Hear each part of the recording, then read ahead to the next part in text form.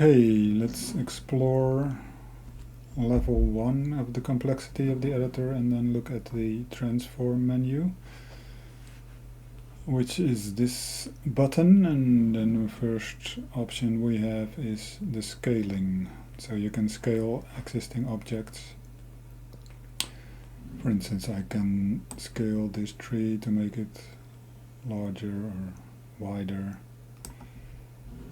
or I can create new objects like this, a rectangular. Here's another tree, or something like this.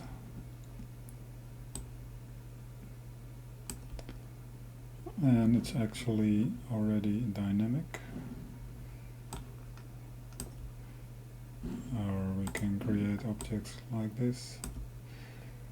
And let's also add some round shaped objects.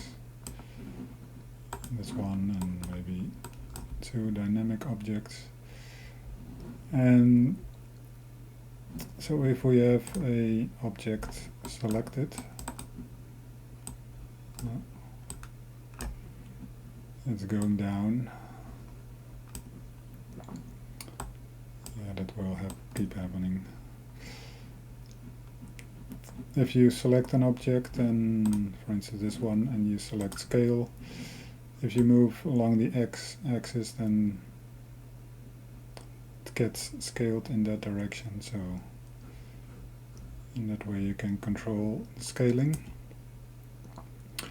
And if the object is round, then it will of course stay round, so you don't have the difference in x and y movement. So this is one way of changing the size of the object, to using this scaling option. Another way is to use the properties menu, and then we have the radius in case of a round object. And for this one we have the size. So then you can adjust it and see the numbers associated with the size.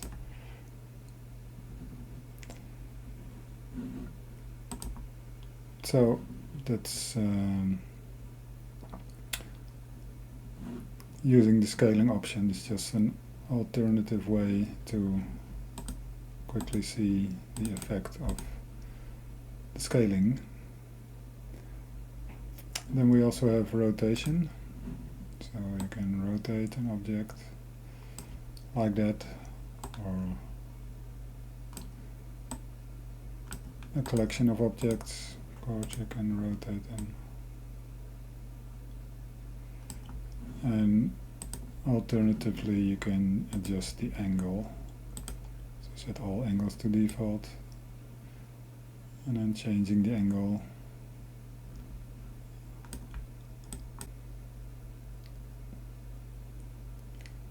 Okay, that was the rotation. The next option is angular velocity, or rotation speed.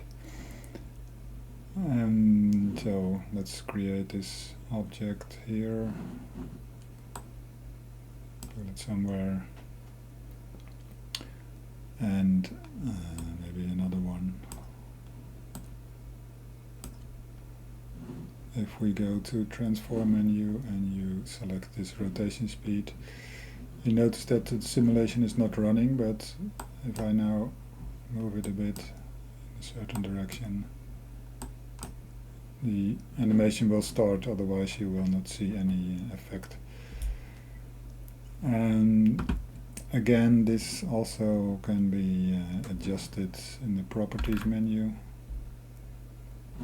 And then we have to look into the physics part, rotation speed here. So So then you can change it in another way.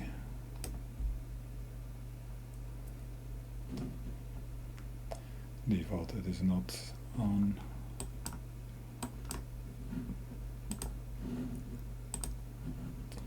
And of course you can create multiple objects. Let's move one level up in the complexity of the editor and create a couple of these objects along a line, like this. And then deselect all and select all these objects. Transform, and then like that you can change the rotation speed.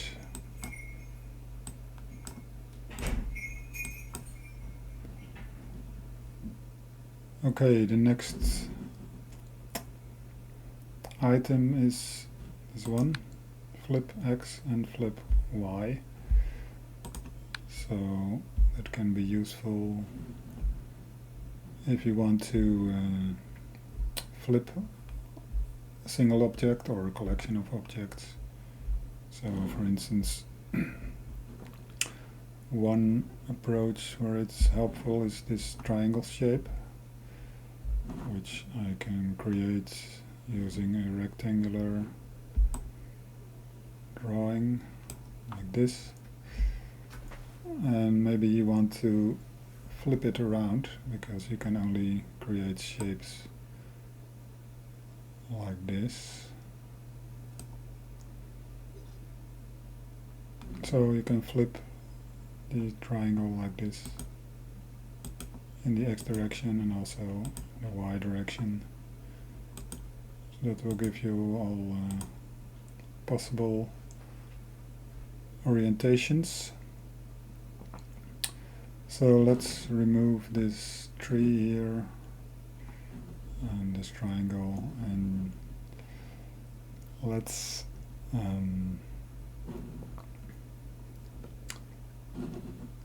select this one, duplicate it in this direction, and then we can flip it in the X direction, just like that. And we can also duplicate it, select both of them and duplicate them upwards like this. And maybe then we want to flip in the Y direction, and it's just playing around with the flip options to create some structure. And maybe we want to make it more complex and select these 4 ones and then duplicate them this way, and then remove the middle part and deselect first, otherwise the selections will be removed like this. And maybe also put something on top of it, like this wooden thing with a line, or maybe rectangular, like this, and move it up a bit. Okay, now we have a part of a structure, and we can select all these parts and duplicate upwards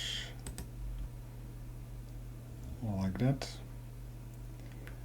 And also then you can, for more complex combinations, you can also still use this flipping if you want to have it like this, or flip it back. So the combination of duplication with this one and flipping can be helpful when you're creating your levels. And duplicate downwards. So that's just a simple demonstration of what you can do with these flipping options. Then we have the make static and make dynamic options. So these are now static, because if I simulate, they will stay. And I can just make them dynamic by selecting the objects I want to make dynamic and then clicking this one. And you'll see it's falling down. So selecting these triangle shapes and then clicking make dynamic, and they will be dynamically simulated. Well, the player now cannot reach this area, so we might want to make these two also dynamic, and then we can do it like that. And also, if you have created a couple of things dynamically, because we can, for instance, also add new objects like this dynamically. And suppose you want to have this stack of triangles to stay put, so then we can convert them to static objects. We will just select all the triangles in this area and then say make static. So if I now move with the player, then you will see, it's better to see if I deselect it. Oh, there's an enemy trying to shoot me. But you'll see there the triangles are not influenced by the player because they have been made static. And a final option in the transform menu in the easiest level 1 complexity that we have now is this simple button to rotate 90 degrees. So if you have an object like this and then you click this button, it would simply rotate 90 degrees. And it can be sometimes useful if you want to switch between horizontal and vertical. So that's a simple one. Okay, let's look at the options at level 2 complexity. Then we see, in this case, only this additional option. It's called shuffle orientation, and it's something if you have a group of objects and you want to shuffle the orientation, and that means just assigning a random orientation. So let's do that. So the angle or the orientation of these objects are randomly changed. We can also select these ones and then can be useful. And last options in level 3 complexity of the transform menu are a bit more complex: randomize parameter and interpolate parameter. So let's investigate that. Let's delete these things here.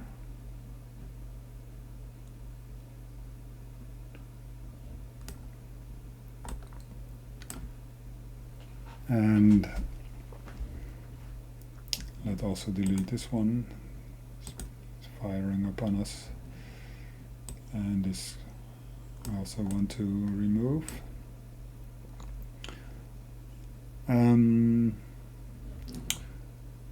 So this interpolation and randomization is best shown if you create a couple of objects. So let's create these spheres in a certain color like this.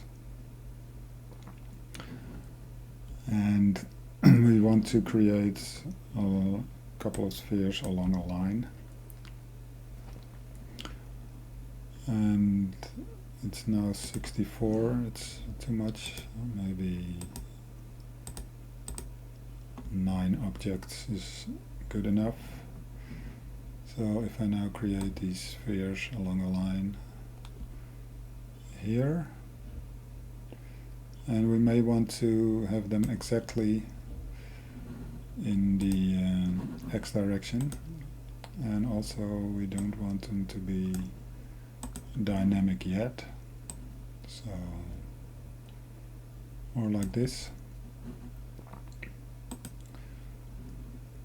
And the first option is randomization, and the second option is interpolation. So suppose we have all these objects, but they all are now the same. So we want to, basically what it does, it either randomizes from the first to the last selected object a certain parameter, or it interpolates a certain parameter. So let's first play with it and change the radius. So let's make the radius of all these objects different. Of course we can also just use it, do this using the scaling thing. So now we have small spheres and one large sphere. So it basically takes the radius of the first one and compares to the last one, so we have to also select that one. And then if you go to interpolate, which is probably the easiest option to show, but then it also depends on the current interpolation equation. Is none is like a linear interpolation. So then if we say interpolate, it should interpolate the currently selected property here. So we have to select the radius here. So interpolation will work on the radius property of all these selected objects and then interpolate. And you get a nice interpolation of the radius. I can use that with any property. And if you do randomize, you get all random variations of these properties. And also you can change the equation here to get a different kind of interpolation. So exponential, for instance, will look like this. And it's actually, you can see it better if you have more objects. That we can do later also in this demonstration. But for now, let's try something different. And let's just reset the radius for all these objects to be the same, like this. And nice thing to demonstrate is using physics. The bounciness of all these objects is 0.4, and let's set it to 1. And this means that if the objects bounce, they will bounce fully upwards again. So converting these to dynamic objects will show you this.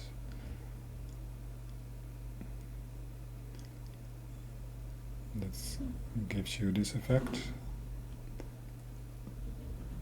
And let's just make this one a little bigger for demoing purposes. And select, like the first, for instance, you want to have a bounciness maybe of 0, that means it will not bounce at all. And then the last one.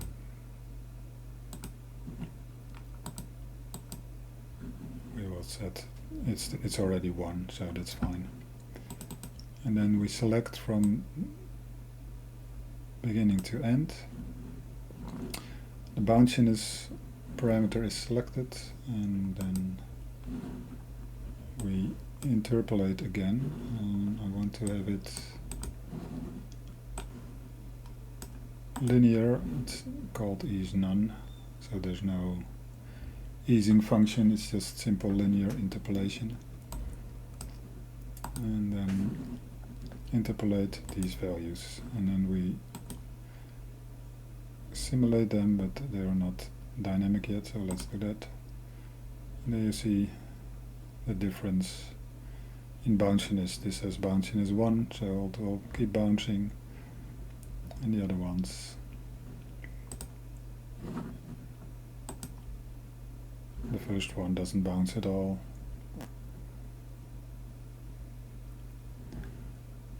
And also we can of course use the other option, which is randomization. And you'll see they have different bounciness.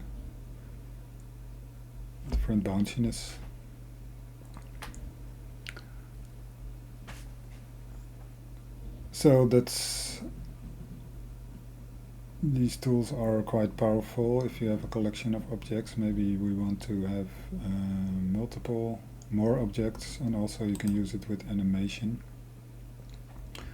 For instance, to change the offset. So let's create something else. Let's just do box shapes. I don't want this. Let's just do box shapes. And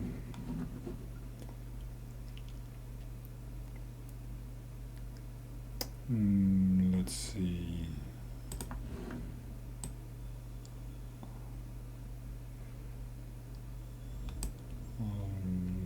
Maybe scale it a bit.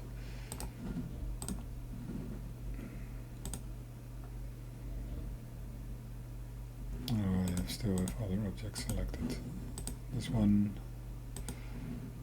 and size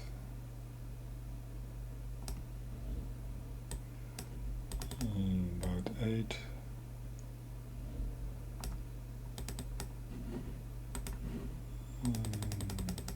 Y direction 4. Okay. And actually we want to move them on the grid here and make a hole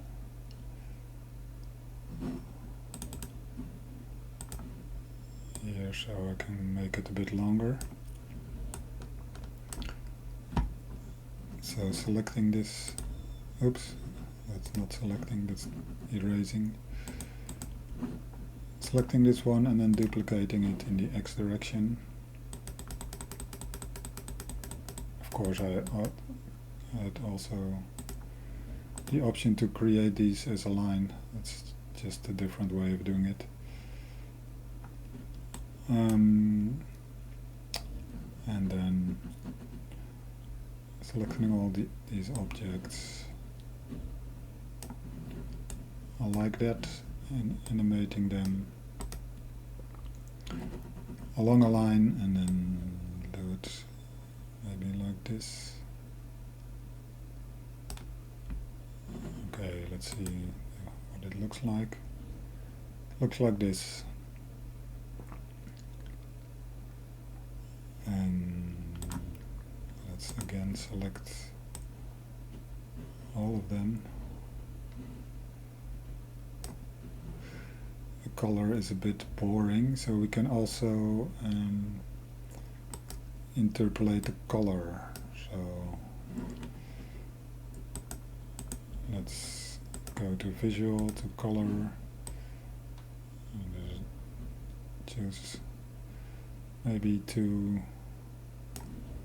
colors we want to have, like with a variation. So this bluish color, and then one object we have to create with a different color, so there's something to interpolate, like maybe green, a bit greener, maybe a bit darker, like this. And the color is now selected, and I want to select all these objects like this. And then we can randomize the color. It doesn't work for some reason, because the first and the last selection is probably not okay. Let's try it again. So yeah, now it's working. So it compares the first selected object with the last. So if they are not different, then you won't get any effect. You can also interpolate, get like a smooth color interpolation or randomize. Okay, that's just to show that it's possible. And then another nice thing is the offset, animation offset. We can also interpolate. So offset is 0. It means that all the objects have the same offset to the starting object that's actually moving.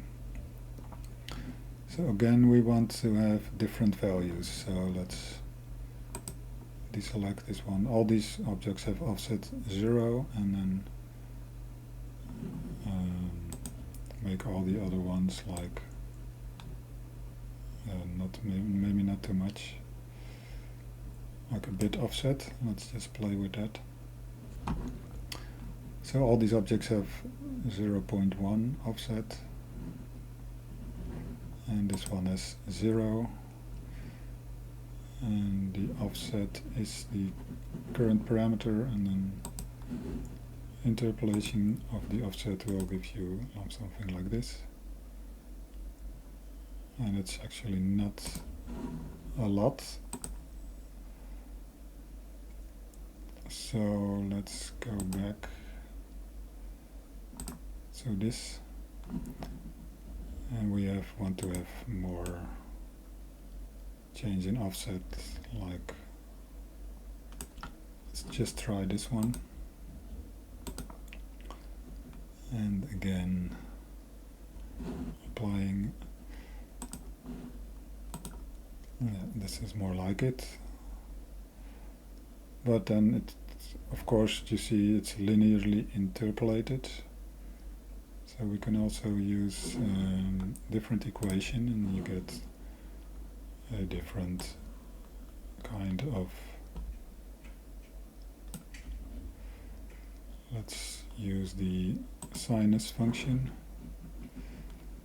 and go back and then interpolate, so it's more shaped into the way of a sinus. You can also randomize, and then it's probably not what you want in this case, but it's an option. Okay, I guess this is everything you can do in the transform menu explained. So good luck with it.